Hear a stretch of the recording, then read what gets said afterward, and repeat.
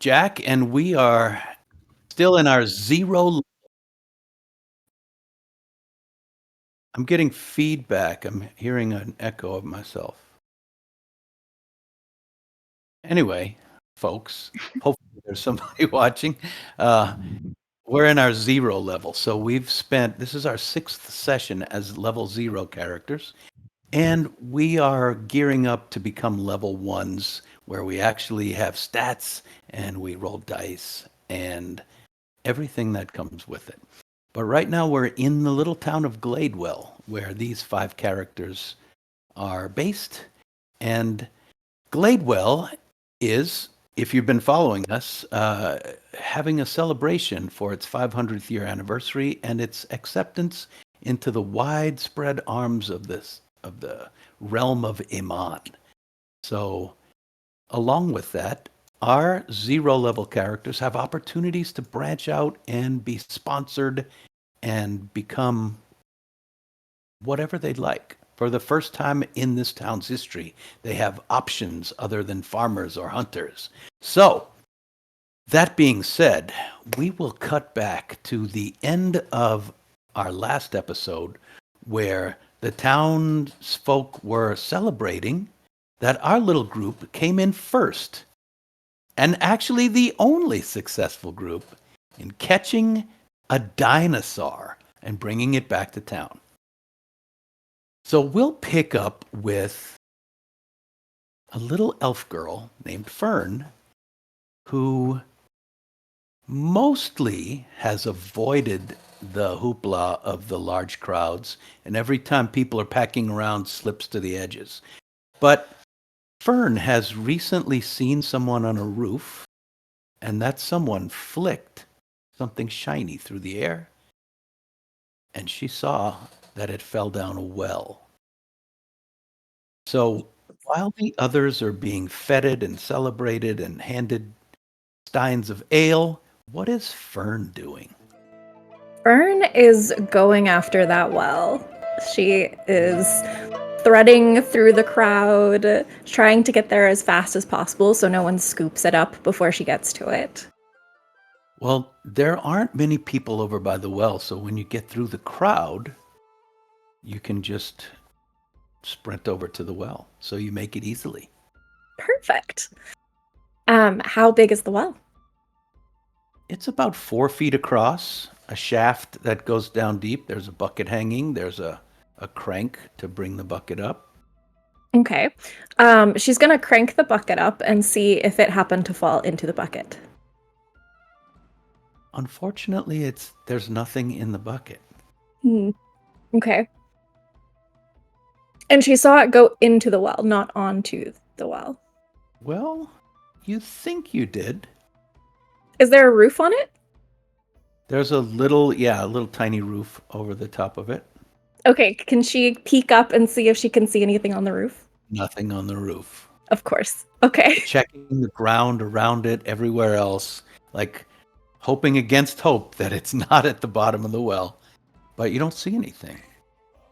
All right, she's gonna take a big breath and steel herself, and she's gonna grab onto the rope that the bucket is attached to and try to kind of like straddle it so that she can lower herself down into the well. She's not very excited about it, but she wants to know what is there.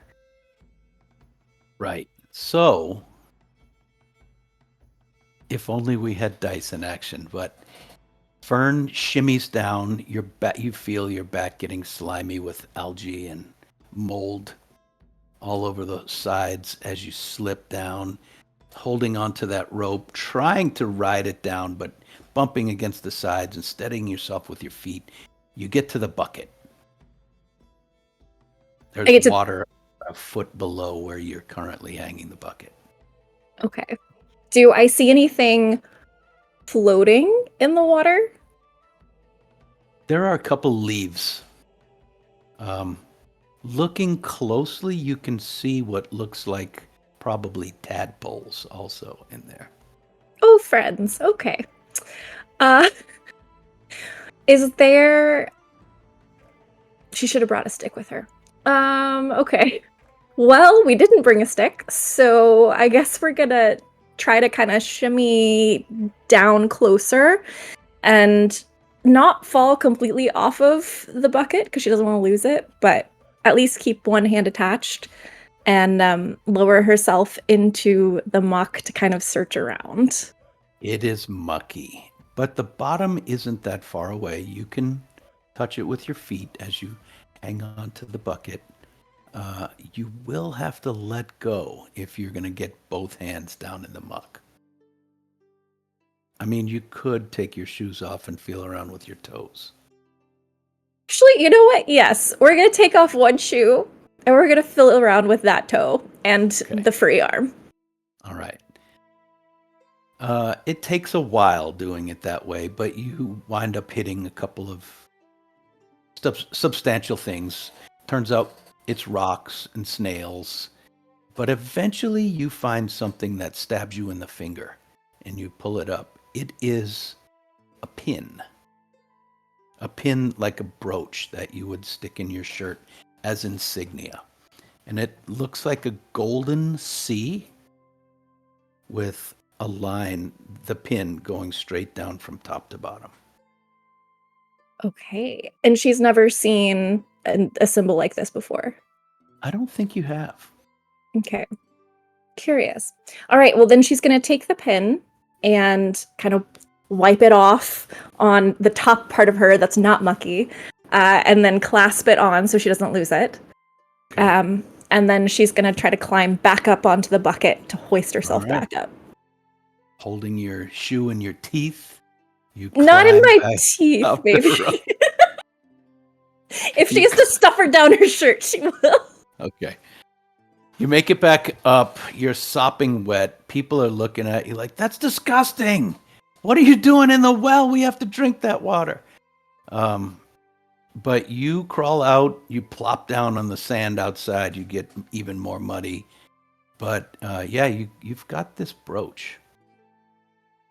She feels really grimy, but she is very triumphant right now. So you can see the smile is just glowing from her face, and she just kind of salutes everyone that's yelling at her, and then kind of runs over to the nearest like alley so that she can kind of slip away and look at the insignia a little closer. And while she's doing that, she's gonna kind of eye the roofs and make sure that she doesn't see the woman anywhere around watching her. You do not. Okay. In fact, no one's watching you after you left the area of the well. Oh, perfect. Okay. Are there any clotheslines around? What are you particularly looking for? A change of clothes. A full-on change of clothes. Maybe just the bottom. If you're willing to wear a skirt instead of pants, you can definitely find that. Yes.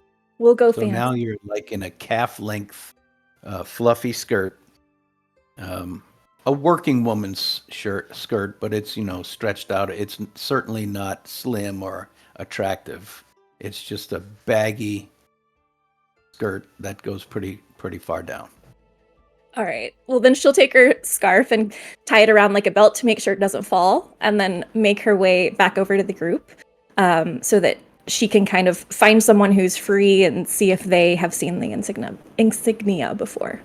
Okay. You find your friends kind of walking away from the center, waiting for the next. You hear 20 minutes as the little kids run through town announcing the next challenge. 20 minutes until which challenge? She stops one of the kids.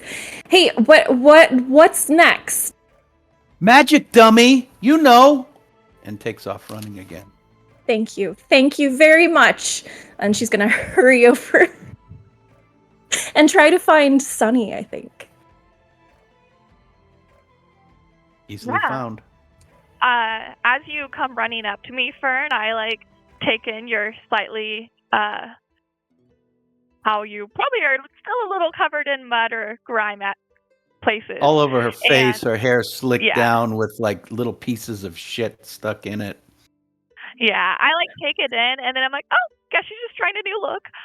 But as you approach, I'll be like, did Did you join a different team? No, why? Why do you ask? Are you wearing the pin? Mhm. Okay, you're wearing another team badge. It looks like. Oh, is that what this is? I was hoping you could tell me what this is. Oh, I have no idea, but I've never seen anything like that before. I just know that we already had little team badges, and now you came with a second. Oh, well, I just thought. Yeah, you're right. And she's gonna kind of burrow down into her shirt to bring out the other badge and make sure that she puts it back on so she doesn't disappoint Sunny. I nod my head in approval, but I will go to the others. Is Payetta and Stony and Rip still standing around there too? Yeah, I would say you guys are making your Okay. way, like walking around aimlessly or something. Wait, I'll turn to the others and be like, "Have you all seen this team badge before?" No. Oh, gods! What is that smell? Is it coming from you? No, it's probably coming from you. I'm sure it's probably coming from you. Now, Not that bad, I swear. I know that it's not as beautiful as the badges that Sunny has made, but I really would like to figure out where this came from. You sure you've never seen it on anyone else? No, but maybe what if it signals to other people that, like, I don't know, you have bad intentions? Are you sure it's safe to wear it around? I'm not sure at all, but other people's reactions will give me more information. That is true. True. Where did you even get this? Why do I even care? You know what? This is your own problem. I don't think it's a problem, Stony. This is a beautiful work of art. I'm sure it is to someone, but they threw it away, and you picked it up. So, it's probably trash. Well, that is someone else's treasure then, and now it's mine. Anyway, I heard the magic test is up next. Is anyone else participating? Yeah, I thought I'd give it a go. Why not? What? I mean, is it just like, can you show a magic trick? Because I have been like practicing with a deck of cards, like is this your number kind of deal? I wonder if that would be sufficient. I don't think that's the test. Maybe actually, you know what? Maybe I have it wrong. Huh. What did you think it was? You know, I imagined like wands, and what is that thing called where you reach out and grab nothing, but it's something? The Rether, the river, the. It's called the weave. Ah, yes, the weave. You target the strands, and you make magical effects. Though I'm not certain about the cards, but Rip, you were able to do this, right? Yeah, but that was my first time doing magic. I'm not doing this magic test. That's all I can do, and I don't even really know how to do that very well either. Well, we've never done it. Well, I'll speak for myself. I've never done it before. So, how do you do it? I don't really know. I just thought about what the flower looked like when it was whole and when it was blooming, and I could smell the smell really clear in my mind, and I could hear them wrestling against each other in my mind, and I could feel what they felt like because I was touching them, and then it just kind of happened. And also in my mind. Interesting. I'm pretty sure as long as you just believe really hard, it can happen. Oh. You just gotta like make a wish? Sure. I'll say I wasn't expecting it, that's for sure. It does sound like a wish. 5 minutes! Oh, shall we get going? Yeah, lead the way. Yeah, I'll lead. Hey, Stony, where? Oh, yeah, I mean it's in the middle. Okay, let's go. So as you guys go back to the arena style area, a big area surrounded by posts, the wizard from the Alabaster Lyceum in Amman, who you guys have seen before and Stoney has had a conversation with. His name is Master El Pume. He is setting up an area, and he's got a circle of about 20 candles arrayed in a circle in about a 20-foot diameter. And he's opening a box, a wooden, kind of a flat wooden box with a couple latches. He's unlatching in it, kind of unhinging open, and you can see what looks like a bunch of sticks inside the box as you walk up. Yes, gather round, but don't gather around me. Gather around the outside edges and give me some room, but yeah, don't go anywhere. I'm still arranging things. As he's doing that, I grab Fern's hand in one of my hands and Stoney's in the other and be like, let's make a circle around the edge. I'll just try to get other people to form a big circle around. Sonny, you're touching my hand. Yes? I think that was the point. Okay. Very cool. Are you blushing? No, Why are you red? Did you get too much sun? I'm not yesterday? red. No, well, maybe, fair skin and all. Wait, stop looking at me. But you're near the center. You see other kids, other people that you know coming up. A couple of little kids try to get up into the circle, and some of the old ones run them off. And why can't I have a turn? These two kids are ones that you've seen around a bunch, and they have a reputation of these are the two kids who are always causing mischief. Putting things in people's milk buckets, or just writing foul language on people's fences, etc. One of them is a tiefling, and one of them is a halfling. They're both school-aged. You know who they are, but you probably wouldn't waste time trying to remember their names. They're trying to get into this circle, but they are a little too young. You see a human named Teddy Tedson. His father's name is Ted, so he's Ted's son, Teddy Ted's son.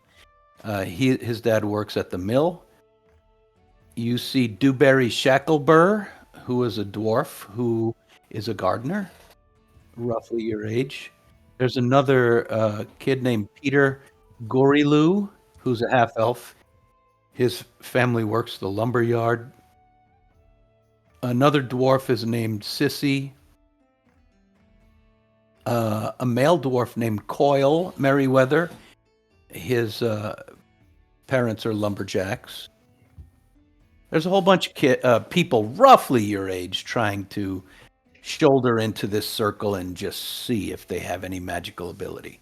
So once the wizard, Master El Pume, is ready, he starts handing out. Now, I'd like for you to pair up very carefully, maybe 3 or 4, to a wand. Yes, these are wands. He holds up the box and he starts taking some out. These are wands. They have a specific ability, and I would like you to hold the wand carefully, share it amongst yourselves, only one person at a time, of course, and when you are ready, you aim at the bullseye, which I've set here in the middle. So in the middle of all these candles, he's set up a little 3-sided bullseye, so you can see it from any direction. If you can strike the bullseye with the wand, that will be points in your favor as toward your magical abilities, and that's what we're looking for in this particular circumstance. Let's see here. Who would like to go first? A couple hands go up. Any of you guys raise your hand to go first? Fern is elbowing Stony.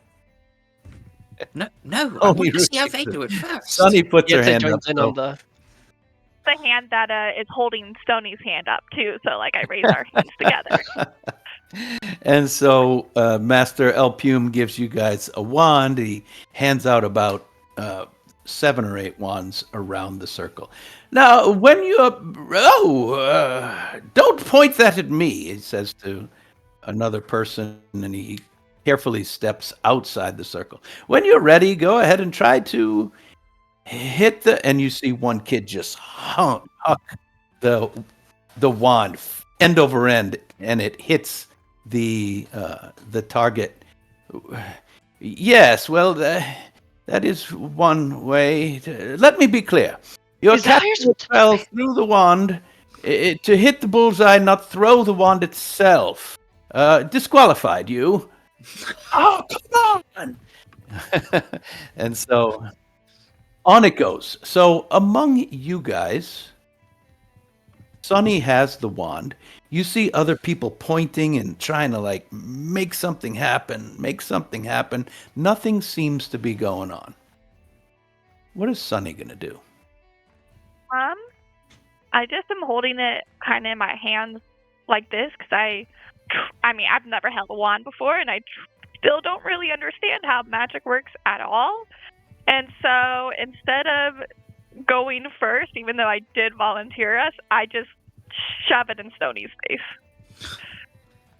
Well, fine.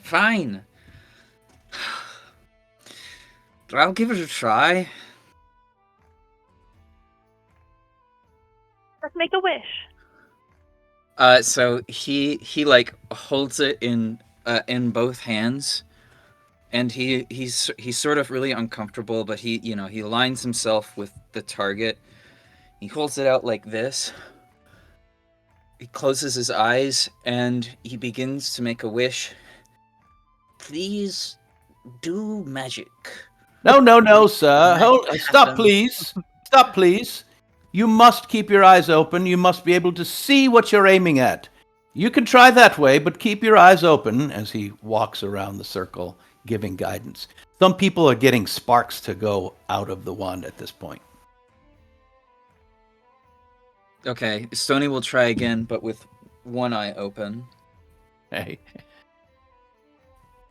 And Stony just wishes, correct? Stony, listening to the advice of Rip, thinks of flowers and the smell and the feeling and feelings and stuff, and he's a little hungry. Oh, you know what? Maybe some water would be nice. He's a little parched. So And, as Stony starts going off task, off focus, you feel something like a thrum through the wand, and you feel it kind of almost vibrating, but it's not moving. You feel it through your hand, and a little blue puff of magical energy comes out of the end, but that's all. Beautiful. Ah! Yeah, you Ah! did something. Oh, wow. Have you hit the target? No, not yet. No one has, I so think keep so. trying. Oh, never mind. Okay, so he'll try again.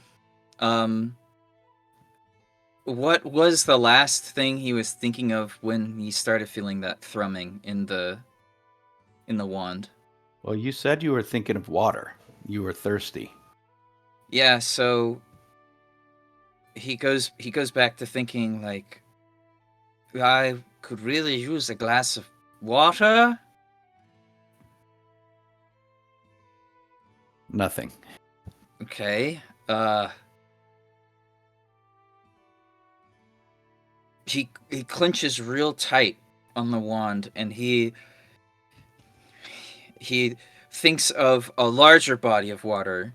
So he thinks of a puddle, and then a lake, and then a river, and then something he's never seen before, an entire ocean, just water, water, water, water. As you think of water, your mind latches onto the little stream that runs through town. And as you think of it, a bolt of blue energy shoots quietly. It doesn't pop. It just kind of glides out of the wand and spirals up gently into the air and disappears. Well, that was better. You've made it do something. You haven't yet hit the target. No one has. Keep trying. And you hear him being a little bit more gruff, like he's not the best teacher. Like, no, that's completely incorrect. Aim for the target to other people. But they haven't made a full stream of energy come out of it yet. So Stony really it's not used to this kind of teaching or pressure. Feels like he's being watched right now, and so now like your whole team is watching you. Now he's like desperate. He's like he's just like, I gotta blow up this target now. So he just envisions like he envisions that same blue sort of spark that came off of his wand. He envisions it like traveling through him, through his arm, out the wand, and then just in his mind he's like, I gotta get a fireball out there. So he thinks fireball and points it at the target. As Stoney is doing all this, is anybody else doing anything to help or hinder or prank him or anything other than cheer him on? Okay. Stoney, as you focus all of your being and you envision a fireball erupting out of this thing, a bird flitting across the cloud catches your attention, just momentarily distracts you. It's just like a dove. And your eyes draw up to it, just flick up for the barest of seconds, and this blue bolt erupts out of the end and just obliterates the bird. It's all the way. No!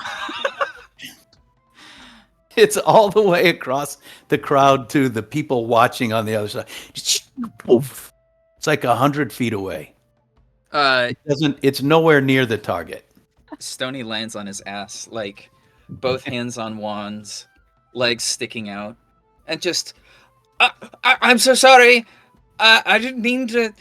Oh Lord. Oh, I don't know whether to congratulate you or be sad about the bird. Bravo, young man. You did. You made it work to a degree. It would be much nicer if you could actually hit what you're aiming for, but for a first try, you got the wand to work. Anyone else? You over there. You're terrible at this. Put down the wand. Give it to him. You try. No, you are done. You've tried enough. You may go. And so he's doing that, trying to work the wand around the group. Pieta? Huh? So, what? Did he? Huh? The wand? Do you want to use the wand? Oh, yeah. Nothing less probably happened, but yeah, I'll give it a try. I've always been fascinated by it. Do well, Tony did fascinated. and aim for the bird. No, do not aim for the bird. No more birds. The teacher said good job. And I don't think he said that. I think he said to aim at the target. Sorry. Stony puts the wand in Pieta's hand very gently, and he begins to walk towards the dead bird.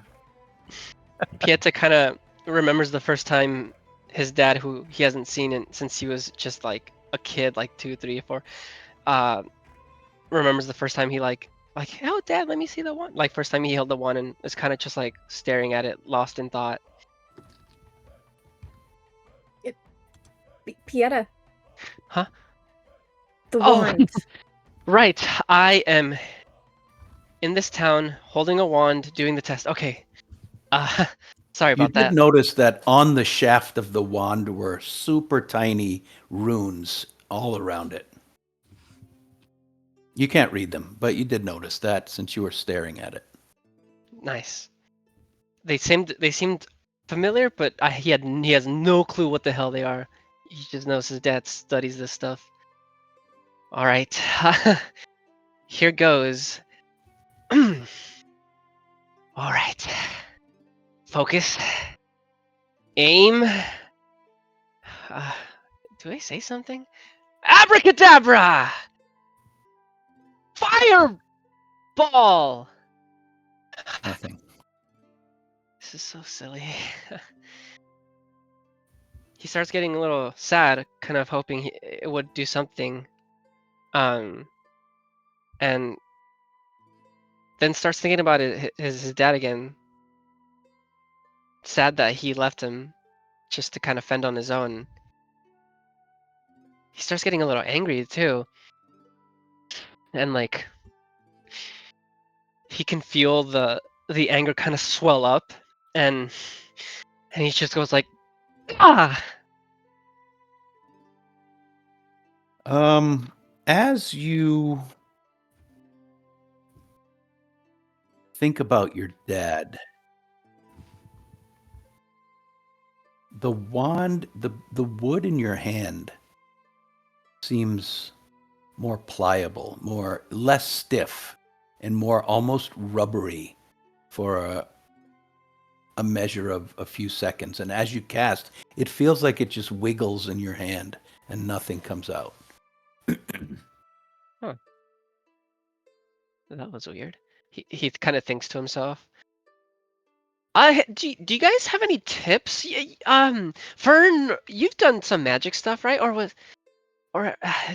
What should I be thinking of? How's it going over here, sir? Let's get some action. Yeah. Shoot. Point the wand at the target and blow the target to pieces. Go. Believe it. Pieta, believe it.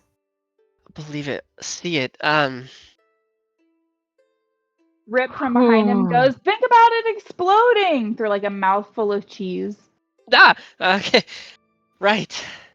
He takes a big deep breath in and a big deep breath out. And instead of thinking, this is so dumb, nothing's gonna come of this, he starts thinking, oh, just imagine, what if there was some type of fire coming out? Who knows what the heck anything means on this wand or about my dad, but think fire. I remember there's a fireplace back at our place we used to sit around and tell stories. And I imagine how I felt when it crackles and when the wood crackles and Are you sparks even up. trying? Why do you stand there with your hand out for an hour? Shoot the thing. I'm focusing. He tries to get back to the place he was, and with another deep breath, he says, "Fireball!" A couple little blue sparks. But nothing comes out. He kind of opens his eyes. Did I do it? Did anything happen? Yes, keep going. The target, Pieta. You sure you guys don't want to try this? I'm taking a while. I should probably just Pieta. pass it. Oh, okay. The target. All right. Okay.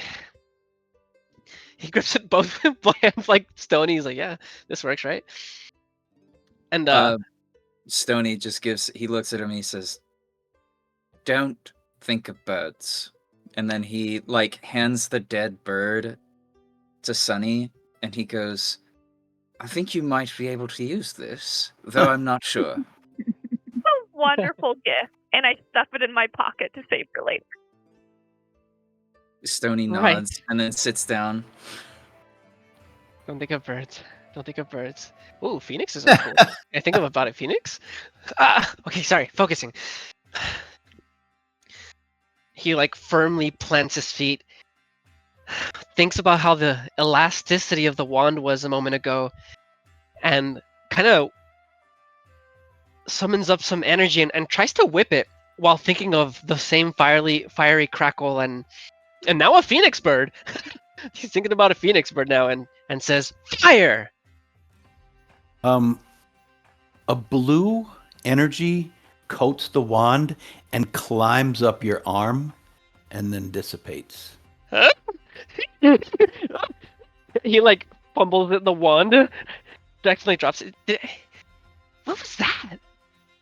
Magic. Looking at your hand, at your arm, it left little charcoal burns almost. It didn't hurt, but it left like a webby looking pattern up your arm.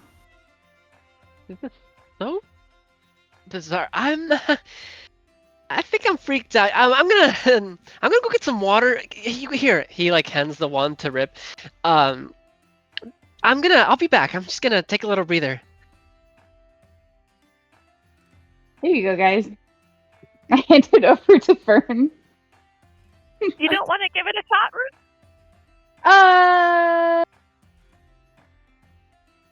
No, not really. I don't know. I don't really have experience with fire, you guys. They didn't say it had to be fire. And Fern takes the wand and kind of squints and takes it, and it looks like she's trying to thread a needle or conduct an orchestra, but in her mind she is taking the wand and threading it through parts of the weave and kind of wrapping it around the wand. And then she is going to pull back like she has a bow and arrow and aim at the target and push forward and try to get it to shoot. I would say something comes out of the wand. It's another little explosion. It doesn't go anywhere, just right out of the end. Just a blue poof. Not enough weave. And she's gonna thread some more, just really, really moving it around, kind of like she's knitting a blanket, and then pull it back again. And just envision, when she's trying to hunt in the forest, something coming from her wand and heading straight to the target, and she's gonna push forward again. As you do that, the poof happens again, but about 10 feet from your wand. Not all the way to the target. Just Not bad. Didn't hit any birds.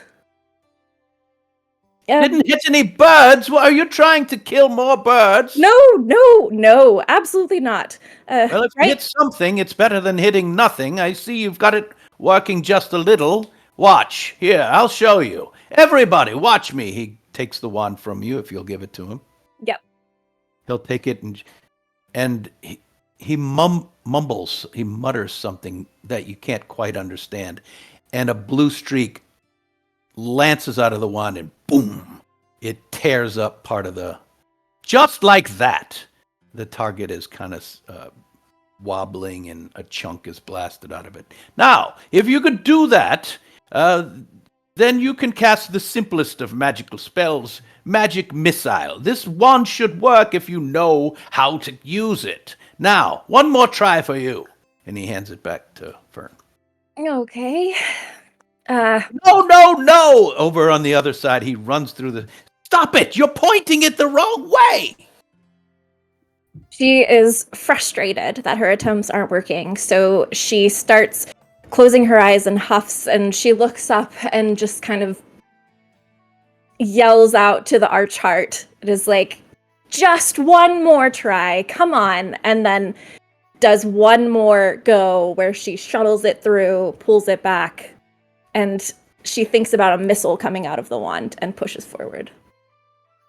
With the demonstration in mind, you feel like you know what you're after. So you focus, but as you point the wand, you feel something. You, just for the briefest of moment, your body goes warm.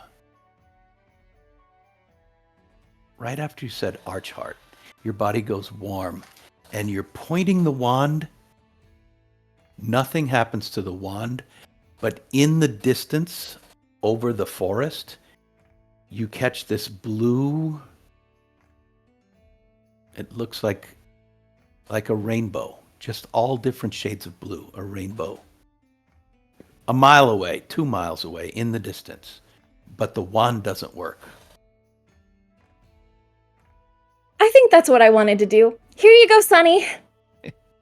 Nobody else sees this, by the way. She's okay with that.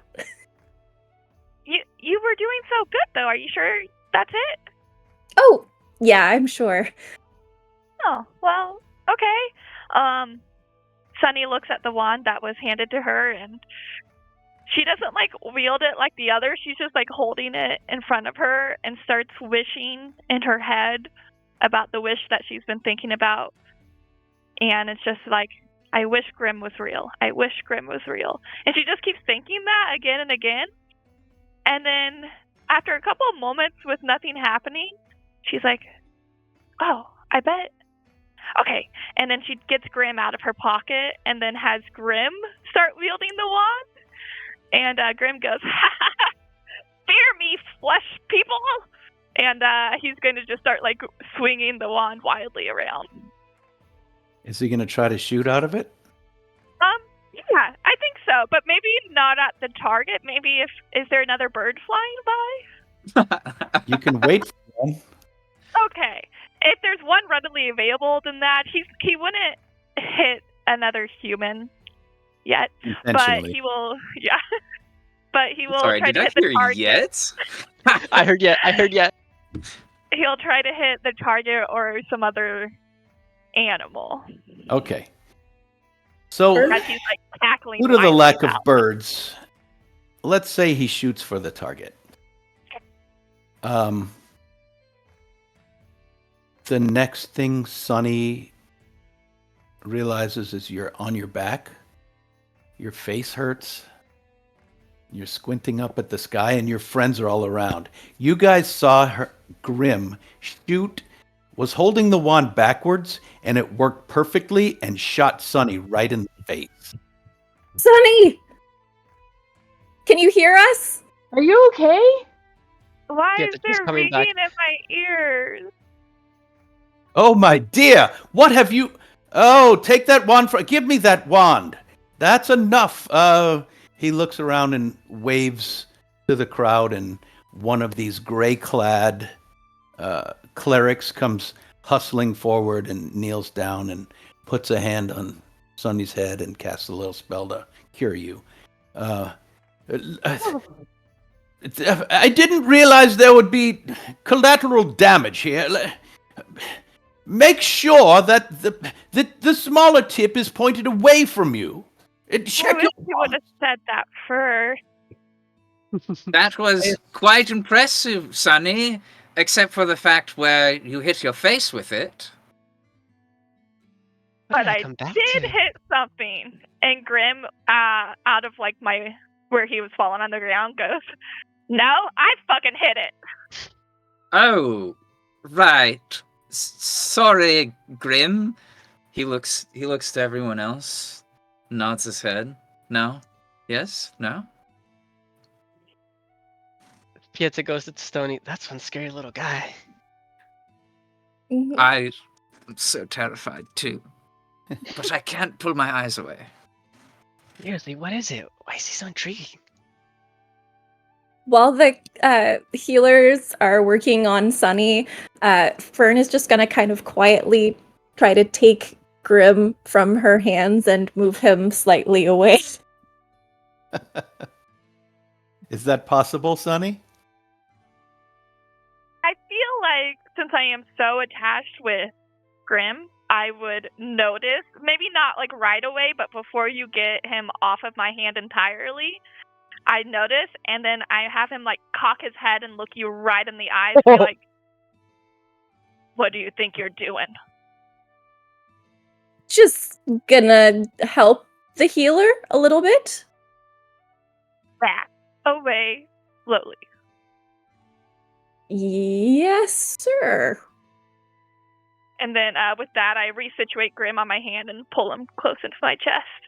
And I sit down for a moment because even though I did get healed, I'm still a little dazed about the events that just occurred.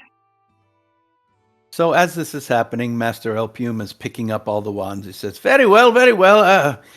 All's well that ends well. And he puts all the wands back. He said, your next test, position yourself before a candle. Pick any candle, but make sure you're seated before it and light it without touching it with anything except your mind. First one to light a candle gets a free pass to the Alabaster Lyceum with me, blah, blah, blah. And get started, please. Did he say anything except your mind? Yeah. Okay. Fern is going to get Theo out of her pocket and put him on her shoulder and grab a little piece of wood and a stone and rub it together until there's a little flame, and then give it to Theo and have him go light the candle. Okay. Needless to say, this is not an easy process, and Theo is not about to carry fire for you. So you're feverishly working over there. Meanwhile, is anybody else trying this?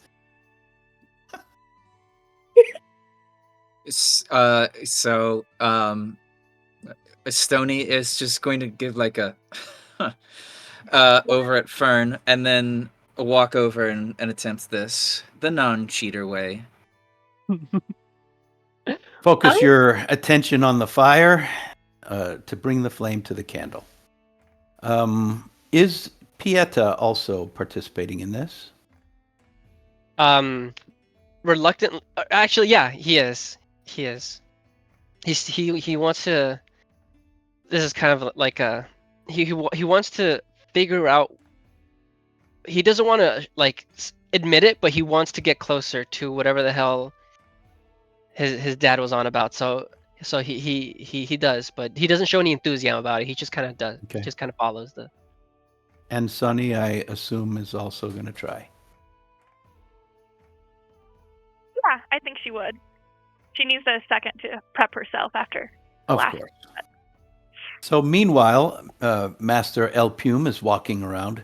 Now focus your minds. This is a simple spell that almost any novice apprentice magician can do, a wizard or a sorcerer, or for that matter, warlocks or even bards.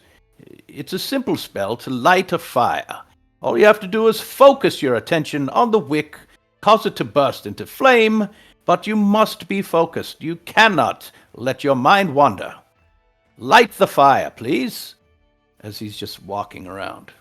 Yetta just plops down without saying anything, just plops down next to his candle and just starts to like meditate, or I don't know if he even knows what that word is, but just sit down, take breaths, and clear his mind, ignoring all sound at all, and just thinks about the candle lighting up.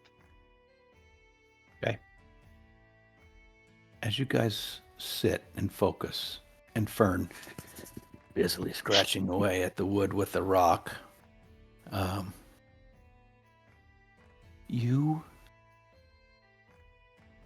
notice a flash of light from across the circle from you. There is a female halfling named Finch. You would know her because she's one of the milk maids. She sells milk around town. A burst of light because the top of her hair lit on fire. And she is feverishly patting, oh my goodness! And Master El Pume snaps his fingers and the fire goes out. Very good, my dear, but focus on the candle. Stop thinking about yourself so intently. No one's watching you. We're watching your candle. And 30 seconds later, she's got her candle lit.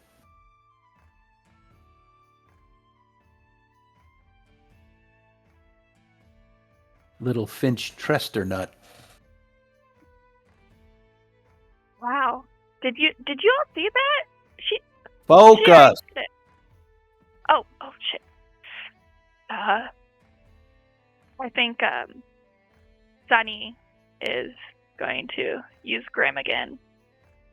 And through Grim, he's just going to start being like yelling kinda at the candle and be like, just light on fire. You're a candle. You're sweet. Easily extinguished. Easily lit. Just fire. He just starts shouting fire, fire. Okay, so there are distracting things happening around you guys. What is... Pieta's still focusing. What is Stony doing? So Stony has whipped out his puzzle cube, and he's sort of like thinking about how to tackle this problem. Before he had a wand, and so now he doesn't have anything, and so he has to link somehow to the weave to get this fire started. So what he does is he pulls out his cube, thinks for a moment, and then he looks at the fire, and he thinks about spells, and he gives the fire a pattern in his head, and he begins to twist his cube. 1, 2, 3, and then he thinks again, move this pattern on top of candle to get lit effect.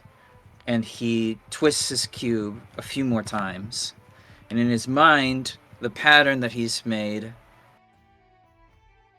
copies itself and moves across to the candle in his head.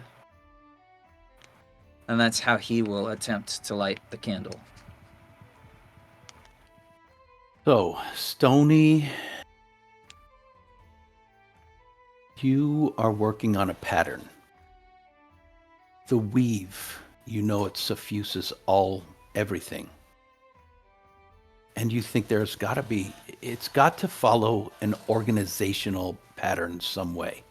The weave can't just be random, or things wouldn't work the way you wanted them to. Exactly. It be some sort of lockstep thing that happens. And as you are turning your cube, sound around you disappears. You feel like you can manipulate the candle from where you are. Click, shift, click, shift, turn, spin, click, shift, click. And you feel the wick as if you're holding it in your hand, inside the wax. And you slide that wick through your consciousness until you're focused on the very tip of it as it sticks out of the candle. And you say, this is what it is. It's just one more. I've got to get this piece over here. Click, click, click. And it comes real easy. And with your final move, the candle lights.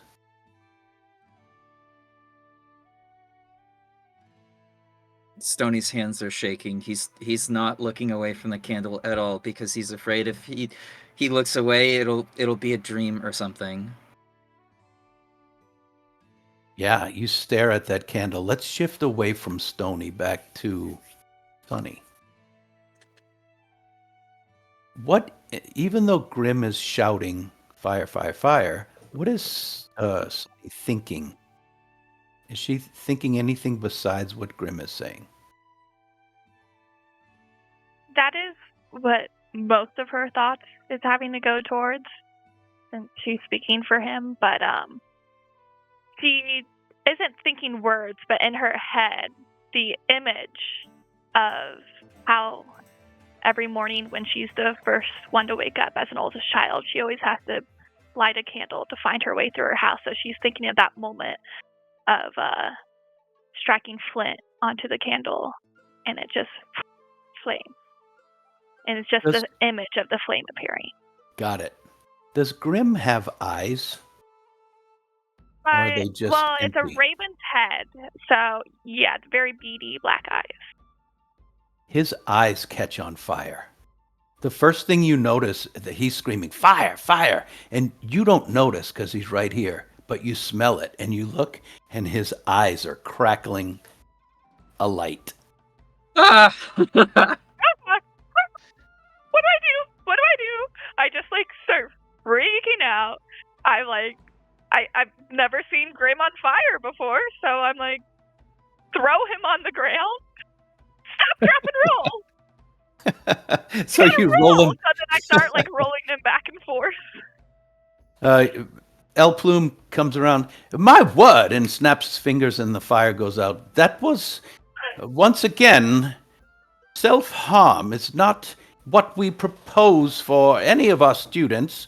Try to aim away from yourself. And walks off. It was. Whoa, Stony! You did the thing. Stony is zoned in. He does not hear you speaking. Meanwhile, Pieta.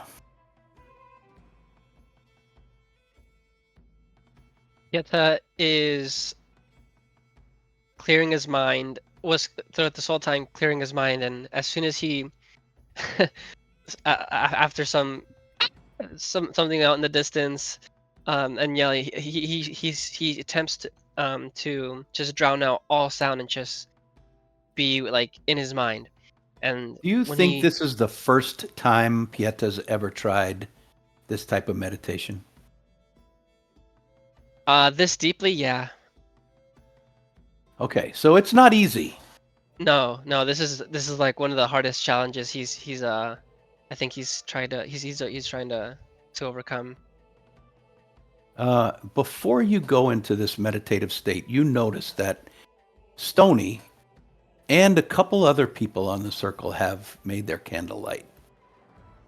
And then you go inside yourself. And the sounds die away. And you're kind of surprised. I didn't think that was going to work. This is odd. I'm in my mind. And you open your eyes and you see your candle. But the candle looks farther away than it was.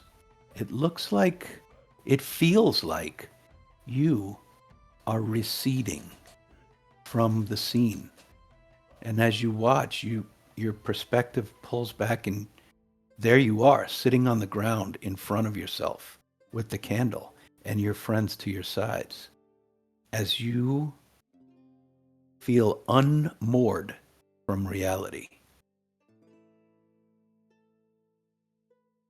And what is Pieta's reaction to this?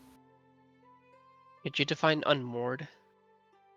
You're not stuck in your body for some reason, or it feels like you're not. You're not attached. You are unattached and floating backwards. I see. So he's kind of looking at himself through a bird's eye view. Yeah. Mm-hmm. I'm just so Pieta kind of takes the surroundings in disbelief, and starts looking at his hands. Is this? As soon as real? you start thinking, "Is this real?" You're back. You open your eyes and you realize Was I dreaming or did that really happen? I give it. Huh. Damn it! And finally, Fern. Fern, your feverish rubbing produces no spark. Do you Yeah. another another route? Yeah, Theo and I got in a fight along the way. Theo was not cooperating. So she's kind of huffed again. She's fallen down into crisscross applesauce and she's just kind of staring at the candle. And she doesn't really know what to do. So she just thinks back to when she saw the blue light and closes her eyes and thinks about the light coming closer. And she doesn't realize it, but her hands have come up and she's kind of trying to pull it to her. And as it gets closer, she kind of, in her mind, she moors it to the wick of the candle and then positions it so that it creates a beam into the sky. And she just kind of whispers the Archheart's name as she attaches it to the image of the Archheart in her mind. As you go through this process and you get toward the end where you're hoping that your connection with the Archheart actually comes to fruition, you feel a little tug on your shirt and you feel Theo crawl into your lap. In his mouth is a gold coin.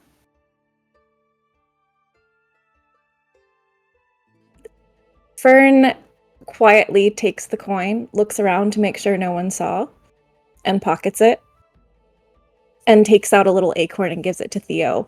Gives him a thumbs up. This is his way of apologizing.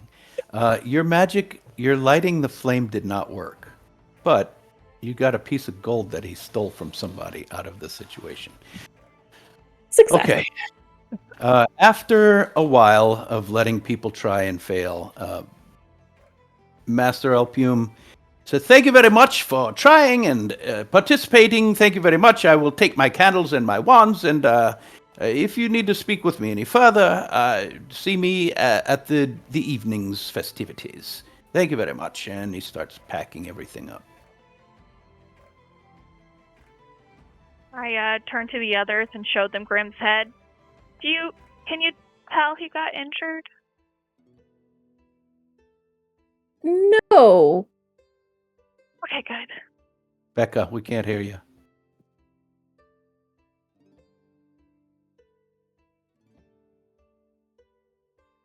Can you hear me now? Yeah. Good. My headphones died, and I had to grab new ones that have never paired to this device. He looks a little rough, but you made him in the first place. I'm sure you can make him just as good. It's true. At least I have a bird to work with. What? John. Stony looks at Pieta and looks back at Sunny. Just let me know if you need more. Mm-mm. Actually, never mind. 20 minutes! 20 minutes until the greased pig catching competition begins. As you guys are, standing up and dusting yourselves off and talking about your magical practice, you see, and I'm going to say Pieta sees, because he's been trying to watch for this, you see the noble sitting down across the lawn in a tall chair with a couple of attendants nearby bringing him food and drink. You also see him in a hushed conversation, but what sounds almost like either excited or argumentative conversation with one of the characters in green that were from his group. He had 2 in gray, 2 in red, 2 in green. Have And we you guys interacted would with all the see. green? No, you haven't. You know that the ones in gray are clerics because they were healing people, and you met one of the ones in red who was called an arcanist, and her name was Twirly. But you guys have not met any green ones. What do you guys think the green means? Nature's pretty green. When you get an infection, it can turn green. That's also true. Maybe we should ask them. Yeah. Hmm. Uh, Do they Did- look friendly to y'all? well, Mm. you never know if you don't go up to them. That's a fair point. You see you, one of Payetta? them nodding to the Duke, as if to comply with whatever the Duke is saying to him, and then he goes off into another kind of a word salad toward the Duke. It sounds like he's kind of reporting out. Yetta. Stony. Go ask. Oh, okay. Wait. No, I won't follow an order from you. Sony and Payetta, will you go ask, please? I'm so sorry. I spaced out. What are we doing? Who are those guys? What do we want? What do you want me to ask? That is the question. And she kind of pushes Pieta What? forward. Hey guys, what do you want me to ask? Is that? I mean, what do you... Do you push him all the way over there?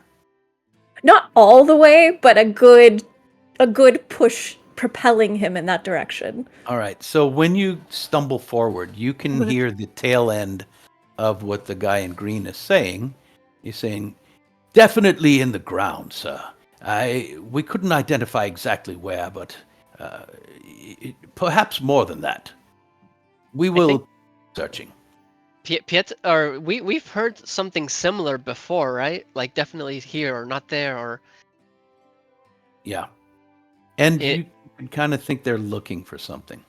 Yeah, I think Pieta does kind of put to it or start like kind of piling up those clues. Like, huh, wait, they've said something like this before in the ground, but maybe not specifically in the ground before. But he said something about some type of searching.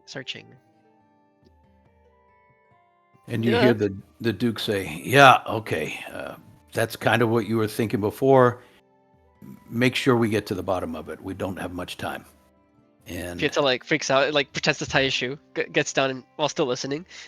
yeah, the 2 in green turn around and walk off. You can see that one of them is actually one's an elf and one's a half elf, a male and a female. Hmm.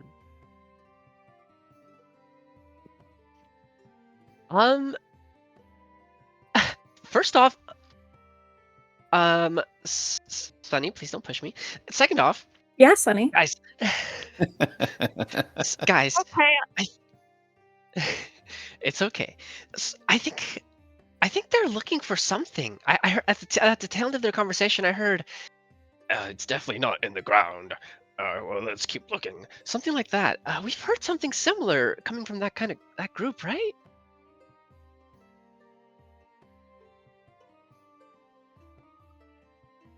Well, I like I said, I think they're looking for something. Well, if they're Look, looking in the ground, No, they said that's not in the ground. Oh, I guess they were looking in the ground. Okay, I see. Well, they said it is in the ground. Oh. Perhaps thinking of growing potatoes. I don't know. I haven't a clue. You think they're talking to the head of our city about potatoes? Who doesn't love potatoes? You know what? Well, Fair. could also be a dead body. We bury a lot of bodies in the ground. You know what? That might actually be an answer. Not that you don't typically come up with answers, but that sounds very, very likely. At least a possibility. What could they be looking for? A noble and that ragtag group of people that look, they look kind of powerful in a sense, at least more than us. That's Oh, was that the 10-minute call? Oh yeah, we gotta go chase the pig. I won't be chasing any pigs. There's been enough animal cruelty today. Yeah, me either. I'm gonna sit this one out. I actually have to really use the restroom. We're not gonna hurt him. We're just gonna tackle him a little bit. Have you seen how pigs behave together? Hey, Stony, Hey. that sounds like something that you'd be good at. Go ahead. Well, yes, I was going to do it. I still am. And no harm comes to the pigs. I have to do this every day in my life. Well, as long as you don't kill any more pigs or birds.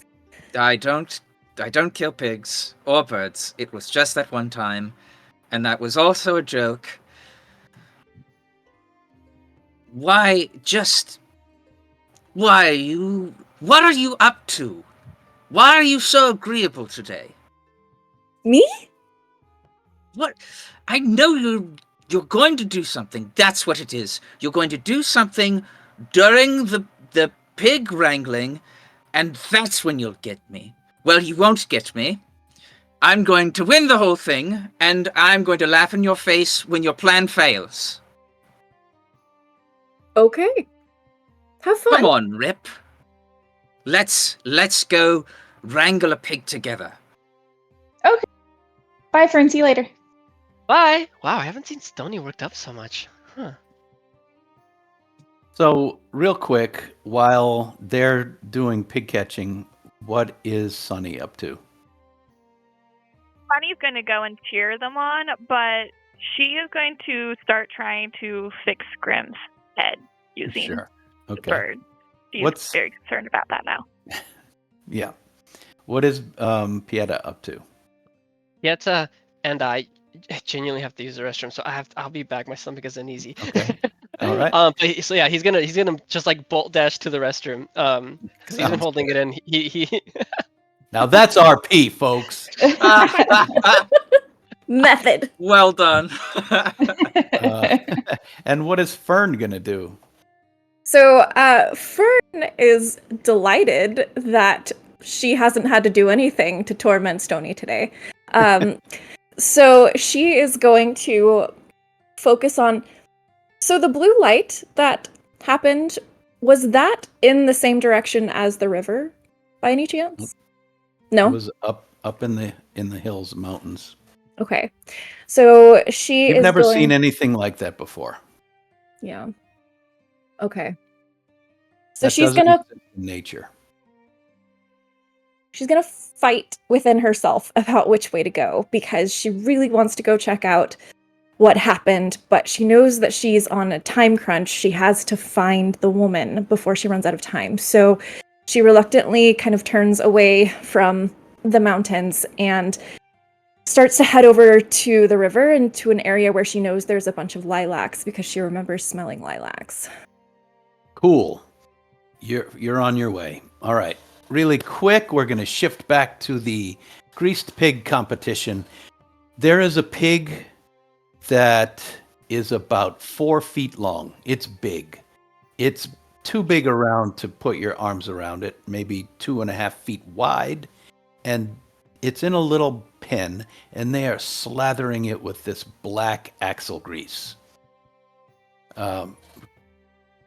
The Jara, the watch member, the half orc, kind of like police person around here, is the one who's going to run it. She's kind of leaning on the fence, toothpick. She's got her full town watch regalia on. And she stands up and says, "All right, anyone who's going to try to catch this pig, come we're about to let it go. Only one winner. You catch it, you win. If you're ready, stand over there. And crowd, stay back. If you're not participating, stay far enough back. Let the pig go. And they open the crate, and it kind of takes a couple steps out, starts sniffing around, oink, oink, oink, starts immediately rooting in the ground, and everybody swarms it and attacks it. What is Rip doing? Rip is unwinding some rope that they were using as a belt because this pig is a good, at least a foot longer than Rip is tall. So this pig is much larger than I am. So I'm going to have to use some wits and some cunning to get this guy down. So I am readying a rope and watching what way the pig is heading to run as I'm fastening a loop in the rope. Great. What's Stony doing? Stony is taking off his shirt. And as soon as you see everybody diving at the pig, what do you do? He's taken off his shirt. He's pretty boxy. So he's got some width to his chest and navel. But his arms. You have like visible muscles. Are you in good shape? I mean, he's a farmer, so he's very durable. Okay. Solid fella. He throws off his shirt. Actually, he goes over to like a fence and like neatly like folds it over. Sure. Then he runs back, turns to Rip, and he says, "I'll be the anchor. I've seen how you've ridden those dinosaurs. This'll be much easier. Wish me luck." And he dives in after the pig. All right. Everybody dives on the pig, and you hear a loud squealing noise, and the pig just squirts out from everybody and takes off. A couple of people are trying to hang on, grabbing at legs. Stony grabs a front leg, and whoosh, it just slips right out of your grasp. This thing is heavily greased. But a lot of people jumping on it did wipe some of the grease off. It's running directly at Rip. What do you do? I am readying the loop. As the pig approaches me, I'm going to toss the loop up. So it's kind of arcing up into the air. So the pig looks like it's going to run its head directly through the loop. And I'm going to get down because my aim is going to be to weave myself in and out of the pig's legs to upset it and get it off its feet. Okay. Rip runs toward the pig and throws the loop up. The pig catches the bottom of the loop in its mouth. The loop tightens on its top of its snout. Rip, you have the other end. You try to dive underneath its belly. Is that what you're doing? Yes. If I see it go over its snout, I'm going to say, no, because that is not ideal. That's just going to make the pig really upset and also not feel great. I'm just trying to get this pig with minimal pain. And so I'm going to say, no. And then I'll close my eyes and I will whisper, okay, listen, pig, listen, if you can hear me, pig. Just calm And you are jerked down. off your feet and being dragged Gone. along behind. Of course, classic. Stony. That's my signature move. What do you mean? Exactly. Stony, as you stand up, other people from behind pile into you. You go face down in the dirt again. The pig is running around. It gets to the edge and comes doubling back. Other people are running past you and diving at it, and it's dodging. Some get it, and they slide off. Two or three Rip, you bonk into two or three people's legs and get knocked loose. The pig is now has run across and is standing there panting on the other side, where people are just kind of slowly closing in on it once again. What do you Stony is not going to wait. He is going to get up and dive for that rope. Okay. I'm gonna look around and see where the pin is, and while everyone is encircling this pig in what I'm assuming is like a small arena, I'm going to run back to where the pig's little like pin is, where it was released from, and climb up on it so that the pig can see me over the crowd and give it a wave and try and wave it over to back where it came from and see if it'll run to me and run into where it came out of. See if that counts. It does not. You're wasting your time. Okay, great. He dives at the rope, grabs the end of it, and the pig just kind of shakes its head. The rope falls off, and the pig is off on a complete circuit, full sprint. People are diving into it, bouncing off, trying to grab it, and just getting trampled off of it. It's As it runs past me, I'm gonna off the top rope. Okay. Try to jump on its back. Everybody in this competition is laughing uproariously and having a great time. As it comes barreling around, Jara's still standing there picking her teeth and laughing at everybody. And Rip just goes, dives off of the crate, lands on this thing's back, and you see two Just lines slide. of finger marks. Yeep, all the way back on the pig as it just runs right out from your hands. This bigger kid, nobody that you've been up against before, stands right in its way and like goes head on, face to face, trying to tackle this thing. The pig just runs him over. Oh, wow. Yeah, this is a big, heavy animal, but people are stopping and just laying there in the mud, kind of holding their heads and holding elbows and stuff,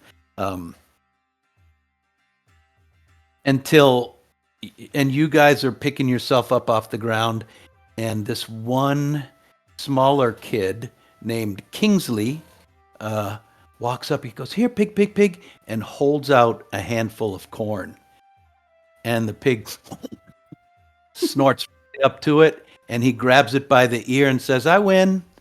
And Jara goes, "All right, you win." And so this Kingsley kid wins, and it's over all of a sudden. And everybody's like, "What? That doesn't count." Yes, it counts. He had a hold of it. He's got it under control. So this little kid, who is a little tiefling boy about 14 years old, is the winner of the pig contest. I'm sitting on the ground laughing because that's funny, and he did win. Yeah, so what would you guys like to do in the few minutes you have before the final test? Oh man. The final test is just a logic test where you sit down and answer questions. Stoney's going to go clean himself off. Yeah, all right. Your shirt wasn't dirty. The rest of you is filthy. So the little kid's screaming 20 minutes come. You guys are cleaning up. Let's slip away for just a few minutes. And we find Fern, who has run hard to the river where she's looking for a lavender patch. I'm sorry, not lavender, lilac. Yes.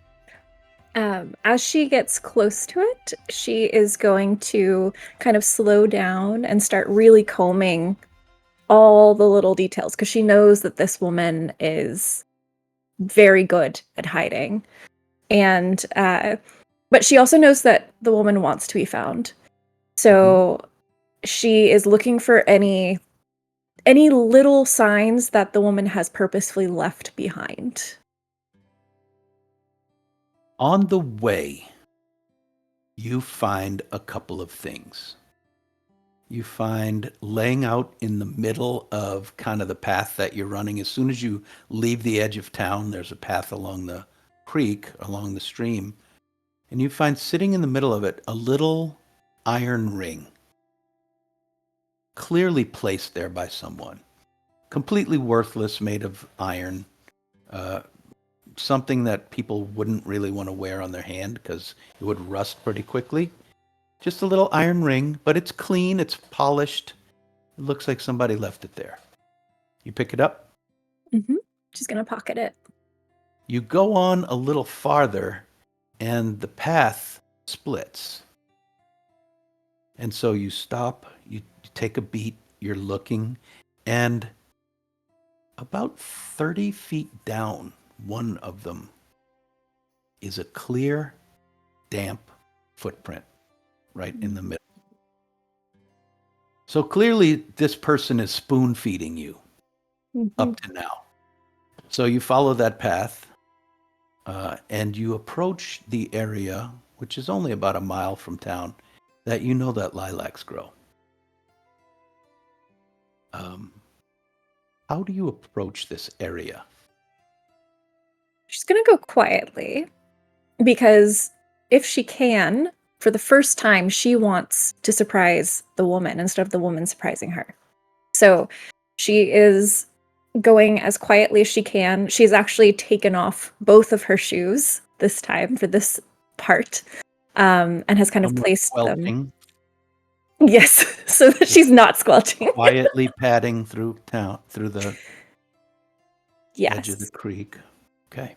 And because she knows that the woman had to have waded in the water at some points because she left the footprint, she's going to be looking for any little signs of like wet that have rubbed against like a tree trunk,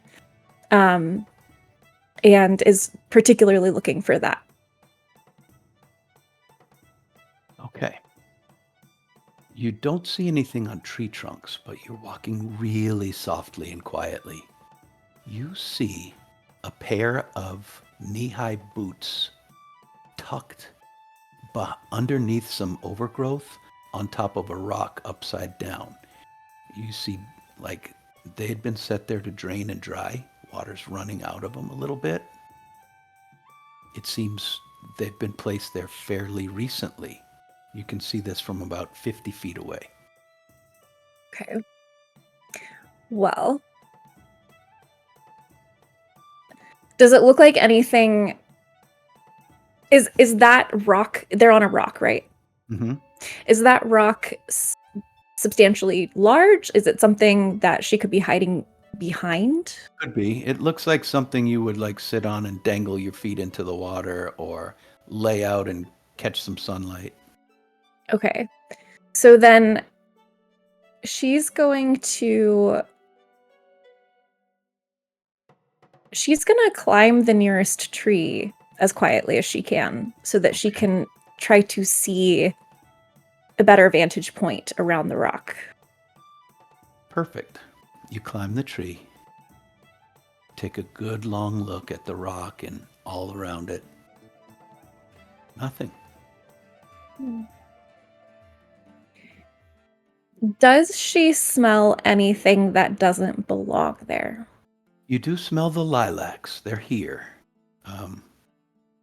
You don't smell anything unusual. It smells woods and water. She is going to climb back down. As soon as your And foot touches the ground, you feel a point, and you hear the words, "Well, there's your first lesson. Never go for the obvious. You know, that was bait. You come walking up like that. Next time, you back away and you approach from a different direction." And the point moves away from your neck, and you turn around, and there she is. She says, "Hey," sticks out a hand. "Name's Peanut." Peanut. Aye? Next time, you say. Aye. You want in? Well, I don't know what I'm saying yes to. Well, you join up with me with the clasp. Go back to Iman, learn all manner of tricks. And other stuff. You can get to be quite wealthy. You got the talent. I can see it on you. Don't know how you got the idea to come here in the first place, but you did pick up my clues pretty quick. How'd you know which way to come? I don't know if I can tell you that yet. Ah, smart. Good. Now, I'm not supposed to be here, no. But when I heard, when the clasp heard, that they were sending all manner of folk out to Gladewell, this little bitty shithole town in the middle of nowhere fucking shithole, and wanted apprentices and whatnot. And I figured, the clasp figured, hey, gotta be some little cut pockets out there, little trick players, little whatever. We could always use a new person or two. What do you think? You in? You really need me. I can tell you You- this. Hmm? I can tell you one thing. We protect our own. You learn a lot real quick. And all the skills that you'll learn, you can use forever. And you get better and better at them the better you go. Now, I ain't offering this because I like you, because I don't even know you. But I figured if I could catch someone's eye, like I did yours, and they showed a little bit of interest, couldn't hurt to ask.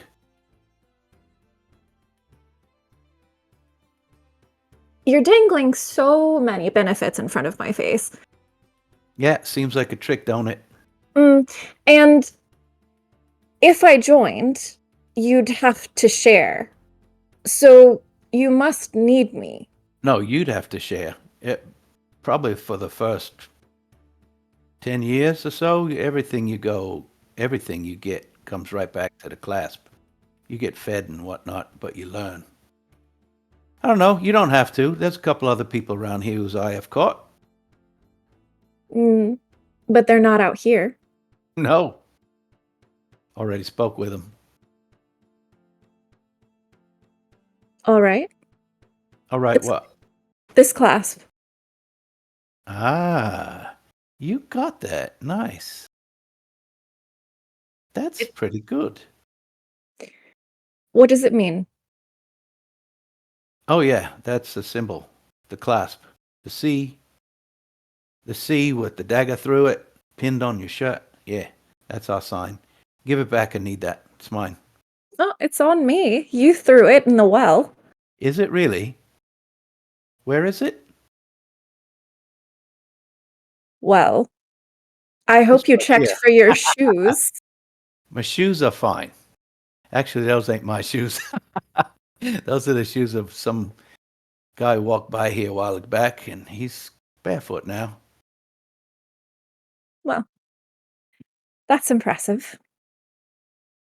All right. Now, listen, it ain't easy. It's a lot of work. And the only reason I asked you was because I figure you got something in you. I feel like you could see it. And you found me and told you we'd talk. And the class was looking for a couple new people. So it could be you, it could be someone else. If you say yeah, then we'll go in the morning. If not, I go in the morning. Probably 15, 20 gold to the wiser, to the richer, whatever the term is. All right. Tell you what, you can think about it. Take a little while to stew. I will be leaving first thing. I don't travel heavy, so I guess, yeah, I'll have a horse for you. And for myself, or something. All right. I'll think So- about it. Yeah. You know the windmill, other side of the creek? Of course you know it. It's the only one here. Meet me 50 yards to the east of the windmill. Yeah, 50 yards east.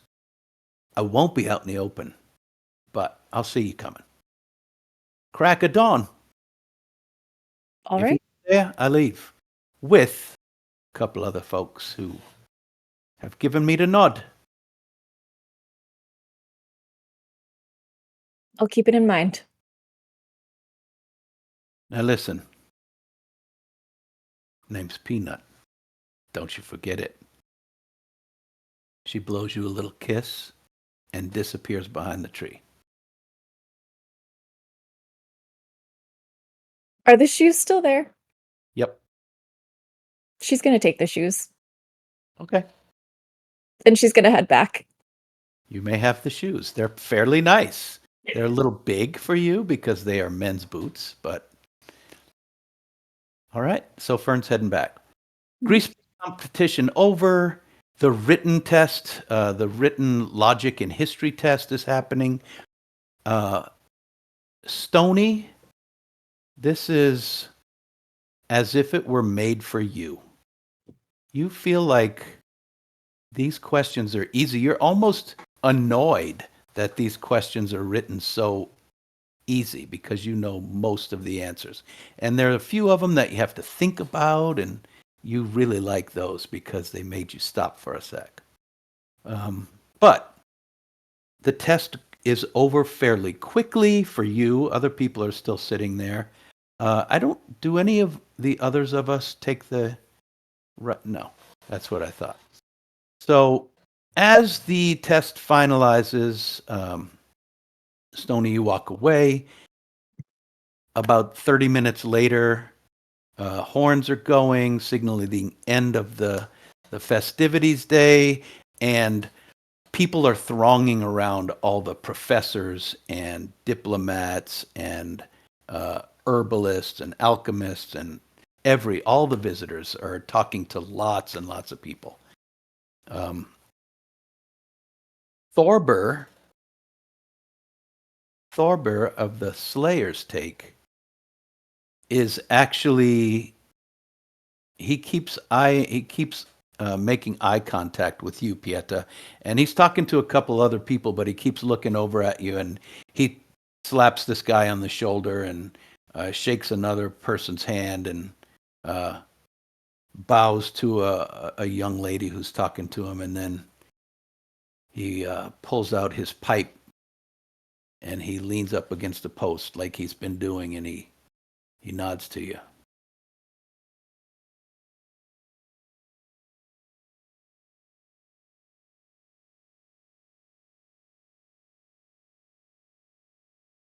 Hey there, boyo. Hey. Oh God, why did I finger gun? What's up? Hey, how's it going, man? Have you thought about all the talk we had? Are you coming or you staying? What you gonna do? Pieta takes a moment and ponders, but but knows he's had a few nights of thinking about this and and just smirks and says, "Let's slay some monsters." That's the spirit. You're the only team that brought in a monster. I like that. All right, boyo. Tavern. First Ah, light. uh, maybe I should go light. uh, you know what? Tavern. It's the end of the celebration. Listen to my words, boy. Tavern at first light. I'm not Oh, asking you to share a drink with me. I'm not asking you out on a date. I'm oh saying I'm yeah, leaving in the morning. yeah, right. Who would? Right, that's just so silly. No, it just that would. Right. Okay. Sir, Thorn, Bring Fern. any weapons or whatever you got, and bring whatever you need. We'll be walking out of here. Wait, tomorrow? Yep, Oh, that's so soon. at the tavern. First light. Oh God. Okay. Ooh, everything's just hitting me at once. You know, it just. Yeah. Whoa. Uh. Yeah, All right. See you in the morning. He slaps you on the back and walks away. Oh. Oh, all right. Wow, that just happened so fast. Oh my god. Huh. Whew. Tomorrow. Oh my god. I I need to break the news to Aunt May and Uncle Ben. Oh god. Okay, here we go. All right. Sonny, as you're fixing up Grim, that little red pebble would surely make a cool right eyeball. Or left. Hard to decide. The second that thought enters my mind, I think of nothing else. I'm like, it has to happen. I look around seeing what tool I can use to make this happen, and I find a small stick so I can, get rid of the original one and just try to plop it in there. And I'm just trying to see, like, does it fit? Oh, perfectly. As if Okay. it was made for that. I feel like the second that I, like, really get it in there and I look Grim in the eyes, I sort of see a twinkle in the red eye now as it looks at me. Yes, you do. Okay. Rip, Yes. is there someone you need to speak with? I am, while Stony was doing the test, I found that terribly boring because they're just writing on paper. So I went to the nearby closest wooded area, grabbed some, found some green onion, some like wild green onion, wrapped that up in a satchel, grabbed a few flowers that I thought looked nice, and I am going to try and find the centaurs and see if I can offer them some wild harvested seasonings for any meals they might have this evening. Okay, you find the centaurs deep in their cups. They're both so giddy and laughing.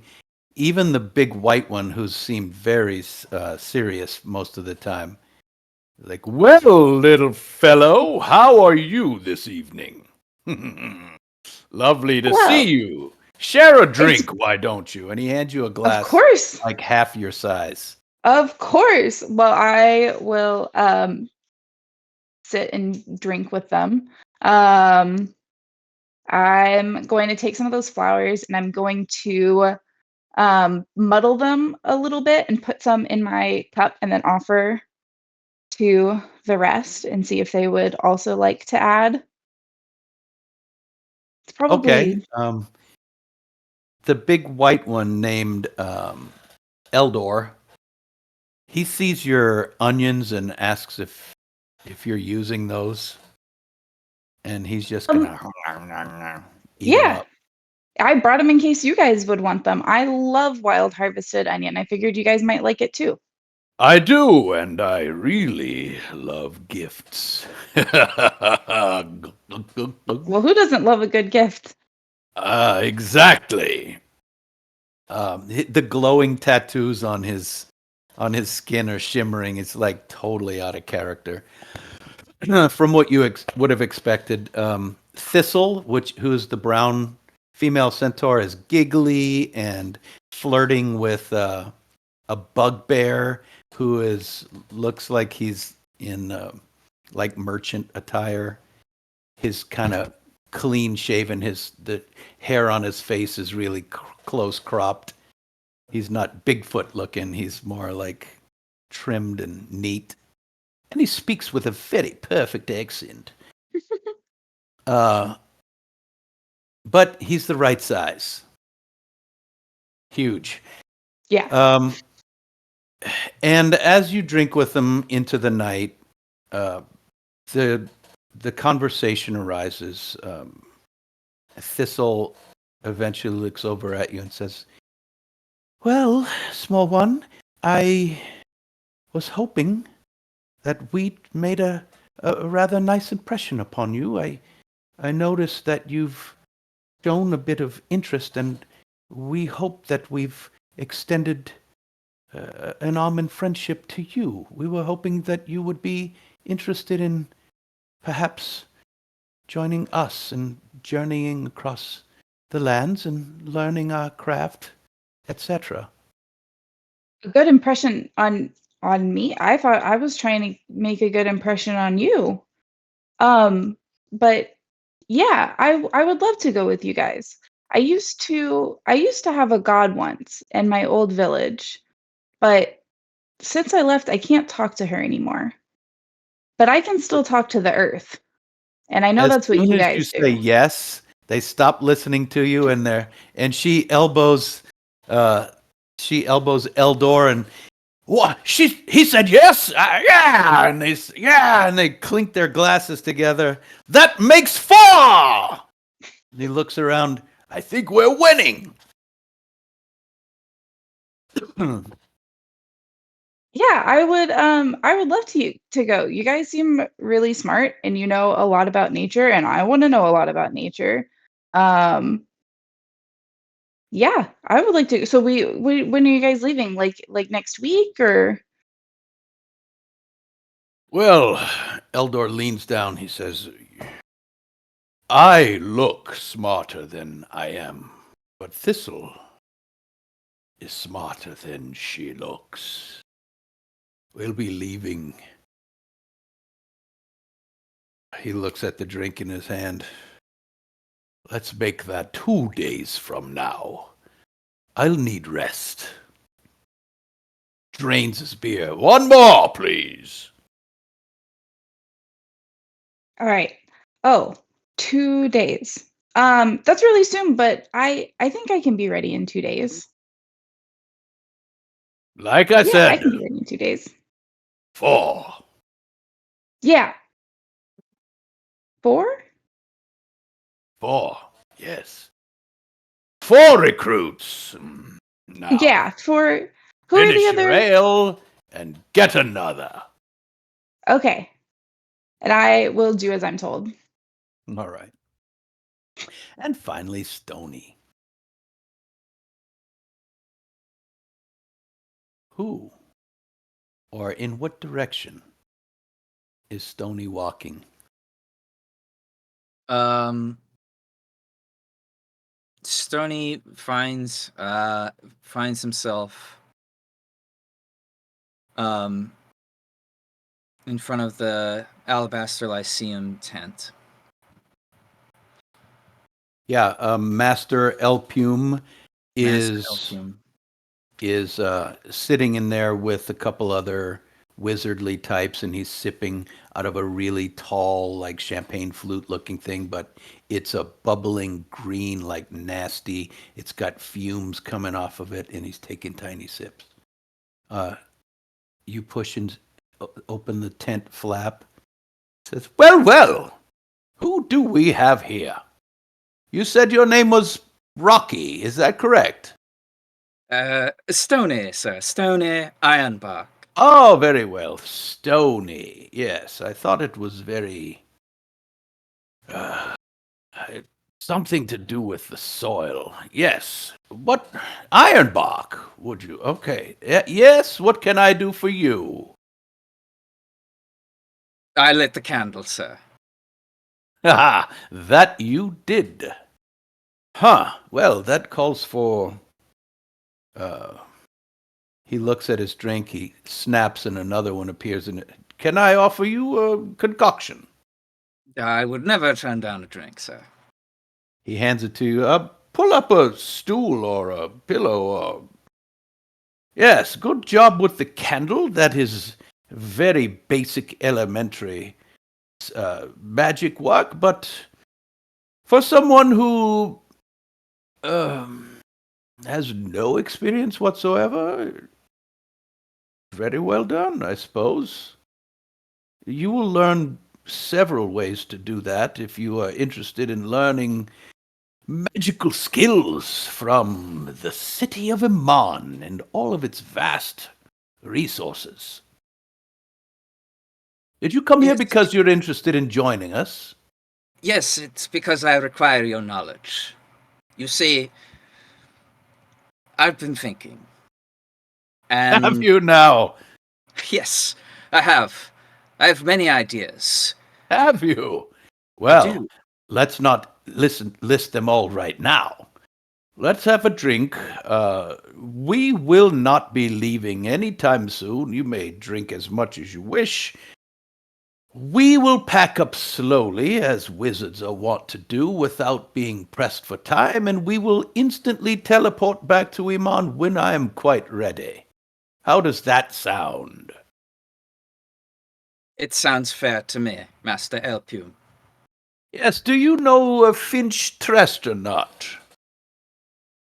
I have heard of them, yes.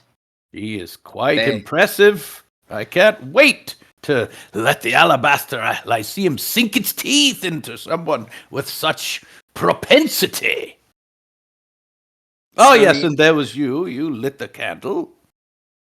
Stony has not had a drop to drink at all. He's just holding his glass, just looking Okay. at Master Elpium. Sure. Well, Rocky, is it? Stony. Stony. Yes. Silly me. Stony.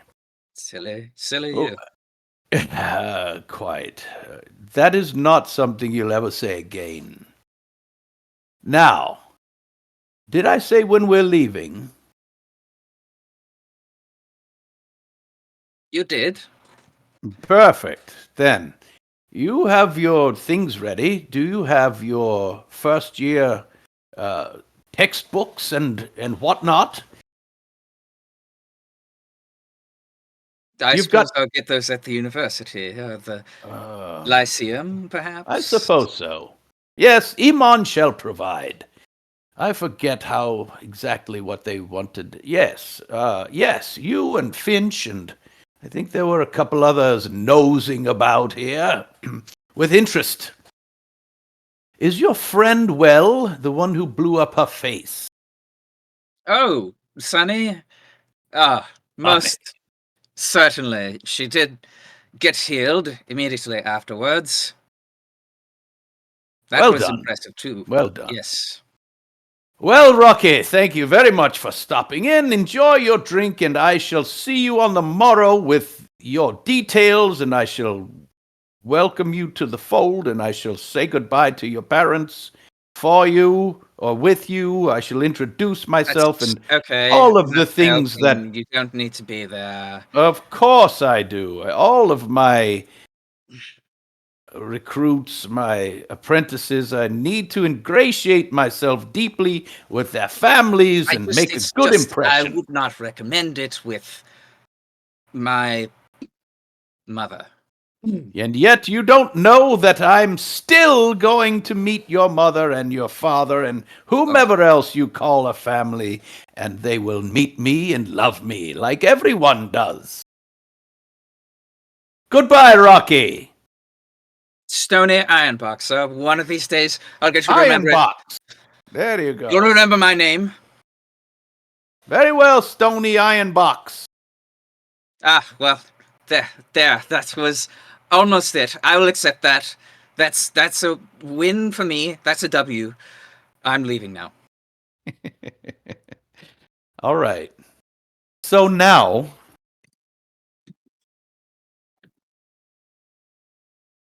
the way this is a slightly meta stepping away from the game. Information for our watchers. We are going to wrap up this phase of Zeros to Heroes. And our next episode will happen 5 years in the future. After whatever happens to these characters. But before that, before we say goodbye, do any of our players, any of our characters, want to say goodbye to their families. Not forever, but for now. Definitely. All right, Rip, let's have your conversation. Cool. So Rip is going to, at the end of the evening, once the centaurs have all fallen asleep in the various places, they are going to fall asleep, being as much as they've drank. Sure. Rip's gonna How is Rip head feeling? Is he wobbly? a little wobbly, but I feel like gnomes can hold their drink pretty Fair good. enough. You know. All right. Bit wobbly, wobble on back home. And I suppose Top Pocket would be there Yeah, that late. Yes. he hears you coming up and throws open the front door. Well, my boy, well done, incredible, fantastical. Wow, you were amazing today, and I saw it all from my perch. Yeah, the Fantastic pig work. was harder than I expected. It was a much Pish bigger posh. pig than I thought it was gonna be. It was But the bigger than any gnome. yeah, it was really big. But the dinosaur, did you see I got the dinosaur? Of course, I witnessed the entire thing. That was Yeah. amazing. I am Couldn't have so done it without sorry I my didn't. friends. Gosh. You were so busy, I didn't have time to reach down to you and congratulate you in the moment. But That's what? okay. That's okay. I know We you have have a lot of forever to friends in town celebrate. too. Oh, well, I do want to celebrate with you, but the centaurs actually, um, they asked me to go with them and to apprentice with them. Oh my boy. And I'd be a druid like you. you agreed. Yeah. I'm I so think proud of I think you. you And should he go. grabs you. You're reaching out. You're experiencing the world without little old me to take care of you. Yeah, Oh, I I'm think so proud of you. yeah, I think I can learn a lot from them. Well, of course you can. Of course you can, my boy. Well, when is the big day? When do you begin? 2 days we'll leave. Or 4, but I think 2. That quickly? Well, we have so many preparations to make. Okay. And a cake. I must prepare a cake for your going away. So much to do. Well, we have 2 days, my boy. And he throws an arm around your shoulder and you guys walk into your hobbit hole or gnome hole. And anything else you want to say to your ta before we go? I don't think so at this time. I think I'm just listening avidly, knowing that Pocket has done a lot of this before, and Pocket has been a druid for a while. So I'm listening very intently to what they say about the items that they're giving me and the preparations we're making and what I'm taking with me and why it's so important. Perfect. And just trying to absorb as much as I can over the next couple days before I leave. And Pocket is reminiscing about his training and when he was a little. Classic. Yeah, the whole thing. All right. Typical. Pieta, do you have any final goodbyes to say? Yes, he is kind of freaking out, and things are hitting him all at once. Like, wait, wait, tomorrow? Wait, people usually get like a few days, maybe even a week, right? Maybe they usually have some time to spend with their family, right? Just because like his whole life he's he's been just graciously taken care of by his aunt Maethra and uncle Bemington, and he's just like coping with the idea of finally like departing and flying out. So I think some goodbyes are definitely he definitely has to explain to them. So yeah, I have to go and do my thing and grow. So I think he does have to say goodbye. Well, do you want to have that conversation in role play or do you want to just tell us how it goes? we could do the telling of hey me leaving in role play, and then kind of like the whole packing up and the crying and all that, like the oh he's Right. growing up, that can go And this like was kind of expected because everybody's been preparing for this for half a year. But yeah, let's do saying goodbye to Harry and Mary. oh yeah, yes. So, as the night's festivities wind down and Harry was waiting to congratulate you, and you actually have an ale if you want it. Harry totally is on his like number 3 and he's wobbly, and Mary is coming by to congratulate you on a job well done. um are they sitting down? Yeah, you guys can be on a hillside overlooking everything below. I run up to them and just like and hug or handshake hug to a hug, if they're stable enough to. I imagine a group hug going on. Sure. Hello, hey! Oh my gosh, it's so good to see you guys. Wow, man, you were good. You guys, that group of people those folks you were with, that was good. What a team y'all were. Wow, you caught a freaking dinosaur. How'd you do that? Man, I have no freaking clue. I think I almost killed my teammate, but we don't talk about that. Yeah, man, I got rubbed into it all, and it was a blast. I loved every moment, and even the moments that I didn't like so much. It was it was all super fun and awesome, and I'm glad I got to experience it with them. To be honest, Yeah, did you guys enjoy wow. it? Amazing. Yeah, I got to see it all, but I didn't get to compete, which is kind of a bummer, but Oh I man, where you wanted to. been, man? Where you been throughout this whole competition? My dad told me it was time to start learning, to be a politician and stuff, and I was doing stuff, just all this kind of crap. But hey, we've got some big news. Oh, Yeah. He reaches over and takes Mary's hand, and she kind of blushes a little bit. Yeah, what's going on? we decided we are going to date.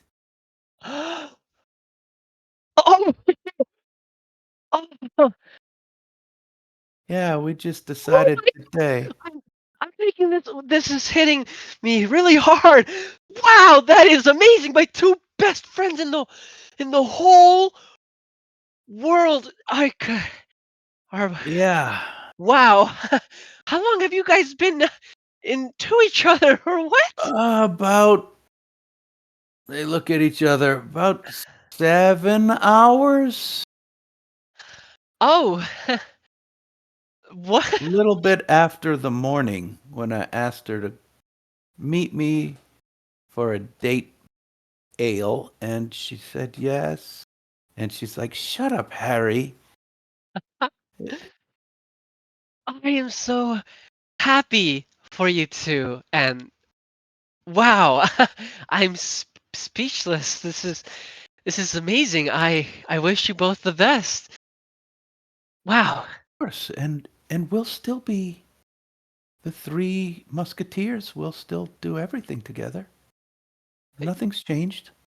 Well, oh God. Well, I'm actually leaving town.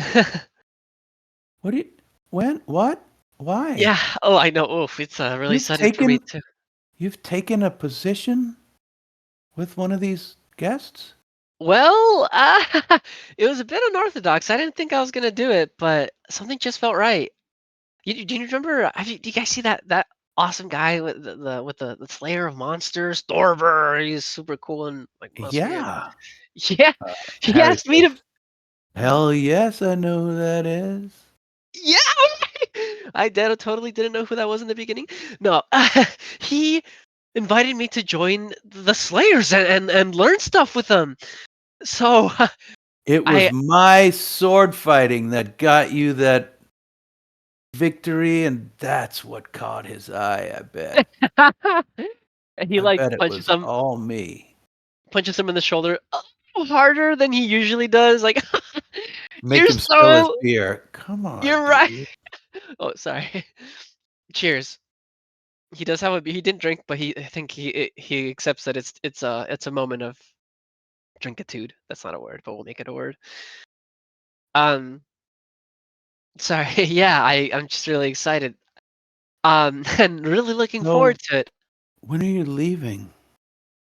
Uh, Tomorrow, Tomorrow? yeah, the crack of dawn as soon as the light, the night, the sun comes up. I hope you have. It's already getting late. Wow. Maybe he'll have a wagon. You can sleep it off tomorrow. Yeah, I'm hoping As you- because I am getting no sleep tonight. I am gonna be so excited and taking care of Do you have a all bunch of your stuff. things packed up and ready? What are you No, taking? Wait a minute. How long are you going for? We're gonna miss you. I don't Yeah, know. I'll even miss you some. Harry. I I imagine it's gonna be a while, A at while. least a few years. Years. Maybe I don't know. Maybe hey, maybe I'll suck and I'll come back in a month, right? I don't know. Or a monster will eat you. No. I He doubt like starts getting pensive. Oh that. god. Oh Oh, god. stop it, Harry. She Ah. slapped him. Pieta, you're gonna be great. You're great at everything. You're gonna be great. I'm so Oh, happy for you. It you just fell out guys. of the sky right into your lap and amazing. That guy's well known. He's like a famous person. He kind of is, huh? Oh my god, you think the right book's about me? No, I'm getting ahead of myself. He like sighs in happiness and looks at them, glances at Mary and then quickly at Harry and says, "You guys really do know how to cheer me up. I'm really grateful to have friends like you all. Thank you for everything. I love you guys." Love you too, buddy. And you know what? Knock 'em dead. I hate to think I won't see you for a year or so, but man, you're gonna come back like on top of the world. You're gonna be just as famous as Thorber. Ow, you know what? Then again, I don't know anybody else in the Slayer's take, so. And he No. punches you in the shoulder. No. Ah, that's payback, isn't it? Well, Just like old times. we got the rest of tonight. Yeah. What do you say we stumble into town and see what's happening? Yeah. Yeah. I'd love that very much. So he stands up and Mary in between you guys with her arms over your two shoulders, and y'all walk into town. All right. Sonny? Yeah, so Sunny did not agree to be anyone's apprentice during the day. So she's a little dejected and goes home fairly early, um, and is much quieter than usual as she walks through her door and sees her mother's in the kitchen and walks up to them and be like, "Well, this wasn't meant to be this year, I guess." Well, you did great, honey. You did really well. And they both hug you. We were out there. We saw and got updates the whole time from your siblings and your friends, and yeah, it was impressive. There is a package for you. Someone dropped off. We put it in your room. Oh, who dropped it off? We didn't see it was left outside. It has your name on it. Oh, well, maybe there is still hope. Um, she quickly runs over to her room and opens her bedroom door and sees the package on the bed. It's wrapped in like cheap linen. You can kind of see through it. It's just layers and layers of linen like wrapped up. And as you peel it off, it's a little round mirror. I look into the mirror. You see your face, and Oh. then it changes. Oh. I have to like quickly grab it again as I am so surprised I almost drop it. It's Mrs. Grunch. Oh gosh. I She says, immediately feel just almost like dread inside, but I can't tear my eyes away from her face. "My dear, Hi. Can you I hope you're well." hear me? Of course I can. Can you hear me? Yes. Can you hear me now? Yes. Very well. Shall I expect your presence? Where? When? When you're ready. There's so much to tell you, so much to learn, and miles to travel. Well, when, what sort of things will you be able to teach me? Oh, my dear. So many. When you're ready, which I think you might be soon, simply break the mirror. And then it goes cloudy and you see your face in it again. I take a moment to stare into it for like 5 more minutes, just seeing if anything else happens. And then I go and I place it underneath my pillow. And take I take the night to think it over. All right. Fern? So Fern doesn't have any family to say goodbye to, but she does have a old acquaintance that she wants to see, and she quietly makes her way in the late part of the night to Stoney's window I knew it. and knocks on the glass. What's Stoney doing in his bedroom at night? He is lying in bed, fiddling with this puzzle cube. I bet he is. I'm kidding. All right, I'll keep it serious. Go. She knocks on the glass. I'm trying to decide whether he would keep his curtains open or closed. Unfortunately, I think he would leave them open. So he sees you. And he shakes his head.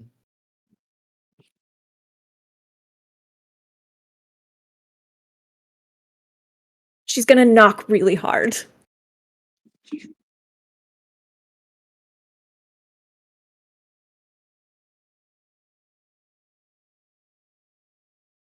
Fine.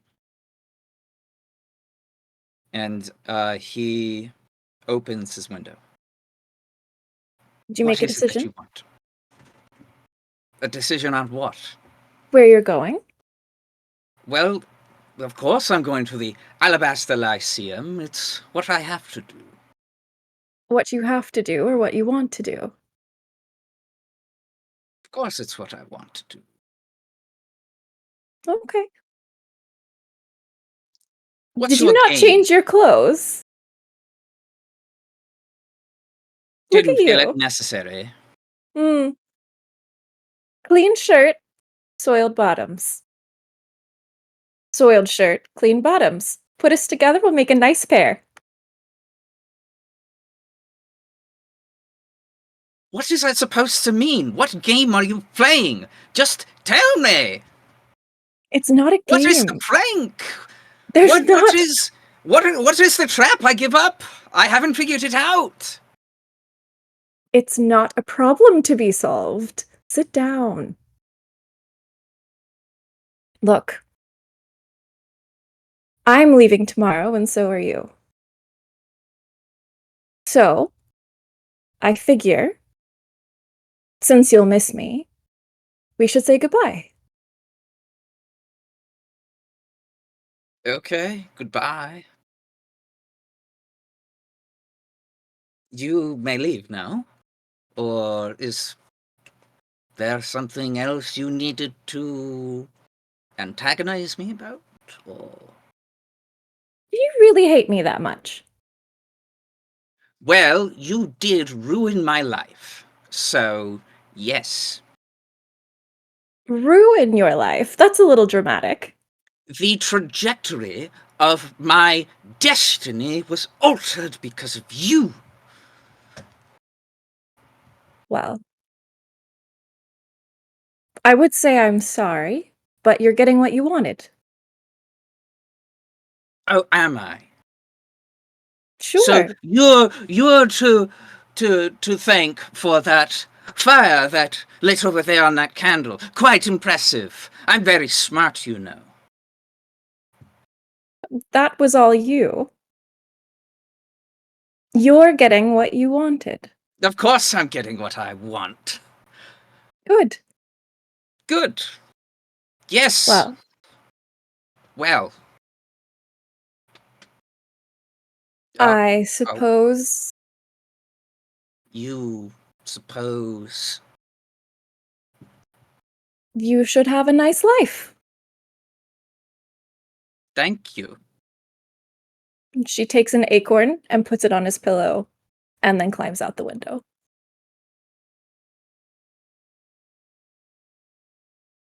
He waits for squirrels to attack.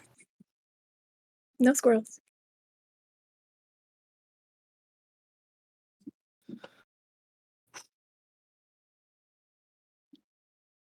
Does she leave? Is she gone? Mhm.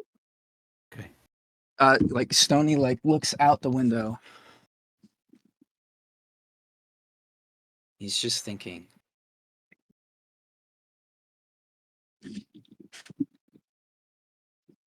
Go to bed, Stony.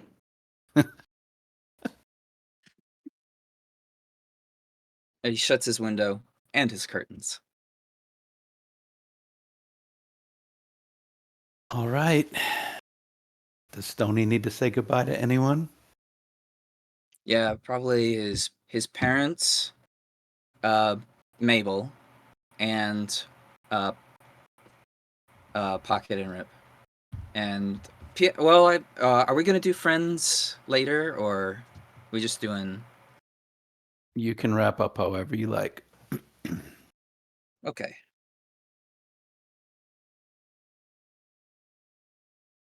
He will need to say goodbye to his parents. Sure. I think we don't have to play that out. We kind of Okay. know how that goes. And since we haven't introduced your parents yet, I don't know how to play them. I haven't thought about it. But with everyone saying their goodbyes, and with some of you literally running out the door at dawn like Bilbo Baggins chasing down his friends, we'll call this a wrap on our 0 level characters. And like I said, from now until next week, 5 years will have passed. And our characters will be level 1, and we'll find out what they are. So thank you guys all for watching. It's been a blast to do no dice rolling D&D. It's been so cool. And we'll see you next time. Good night, everybody.